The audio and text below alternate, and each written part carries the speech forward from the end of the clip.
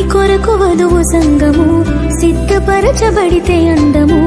ఏకదేహమంటే అర్థము క్రీస్తుతో సంగము అనుబంధము లోబడుటయ వధువుకు ఘనము వరుని ప్రేమ వధువు స్వాస్థ్యము కళంకము ముడతలు లేని పవిత్రమైన ప్రభువు శరీరము తనకు తానుగా వధువు కోసమే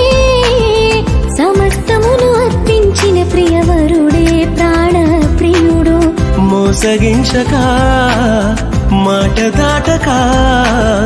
వరుని అడుగు జాడలో నడిచే ప్రాణేశ్వర్యావధు గొప్పదైన పెళ్లి మర్మము